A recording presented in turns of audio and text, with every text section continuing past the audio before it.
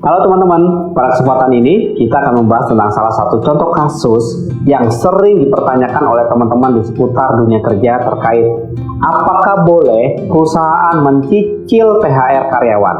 Nah, teman-teman, ini ada contoh kasus nih. Bagaimana ketentuan pembayaran THR? Bolehkah pengusaha mencicil THR karyawan? Nah, yuk teman-teman, kita belajar bareng bersama saya Budi di Rewata Channel.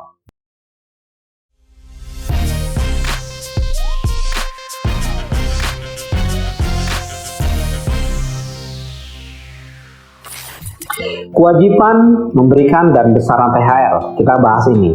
Pasal 1 angka 1 Permenaker nomor 6 tahun 2016 mendefinisikan tunjangan hari raya keagamaan atau biasa dikenal dengan THR sebagai pendapatan non-upah yang wajib dibayarkan oleh pengusaha kepada karyawan atau keluarganya menjelang hari raya keagamaan.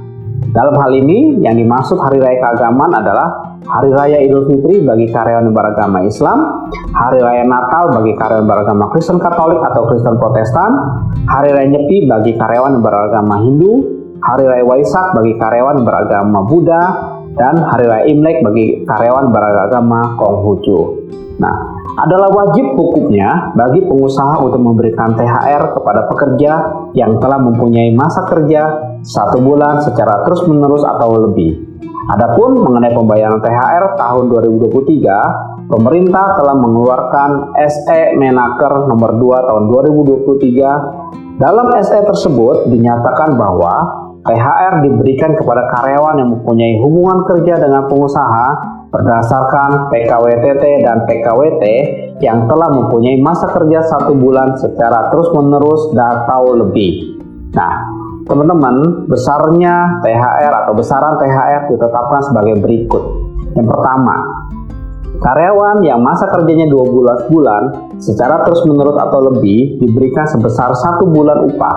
Yang kedua, karyawan yang mempunyai masa kerja 1 bulan secara terus-menerus tetapi kurang dari 12 bulan diberikan secara proporsional sesuai masa kerja dengan perhitungan masa kerja dalam bulan dibagi 12 dikali 1 bulan upah. Nah, sedangkan bagi karyawan yang bekerja berdasarkan perjanjian kerja harian lepas, upah 1 bulan dihitung sebagai berikut nih teman-teman. Yang pertama, jika masa kerja 12 bulan atau lebih, upah 1 bulan dihitung berdasarkan rata-rata upah yang diterima dalam 12 bulan terakhir sebelum hari raya keagamaan. Lalu yang kedua, jika masa kerja kurang dari 12 bulan, upah 1 bulan dihitung berdasarkan rata-rata upah yang diterima tiap bulan selama masa kerja. Sebagai catatan teman-teman, bila penetapan besaran nilai THR berdasarkan perjanjian kerja, peraturan perusahaan, perjanjian kerja bersama atau kebiasaan yang telah dilakukan lebih besar dari nilai THR sebagaimana yang tadi sudah disampaikan, besaran THR yang dibayarkan adalah sesuai dengan perjanjian kerja, peraturan perusahaan, perjanjian kerja bersama, ataupun kebiasaan yang telah dilakukan. Teman-teman, sekarang, bolehkah perusahaan mencicil pembayaran THR? Nah, pada dasarnya, THR diberikan 1 kali dalam 1 tahun sesuai dengan hari raya keagamaan masing-masing karyawan, kecuali ditentukan lain sesuai dengan kesepakatan bersama. Kapan THR paling lambat dibayarkan? Nah, THR wajib dibayarkan pengusaha kepada karyawan paling lambat 7 hari sebelum hari raya keagamaan masing-masing karyawan. Dalam hal hari raya keagamaan yang sama terjadi lebih dari 1 kali dalam 1 tahun, THR diberikan sesuai pelaksanaan hari raya keagamaan karyawan masing-masing. Lalu, bagaimana jika pembayaran THR dicicil? Bolehkah hal tersebut dilakukan? Teman-teman, angka 7 SE Menaker nomor 2 tahun 2023 telah secara tegas menyatakan bahwa THR wajib dibayarkan secara penuh dan paling lambat 7 hari sebelum hari raya keagamaan.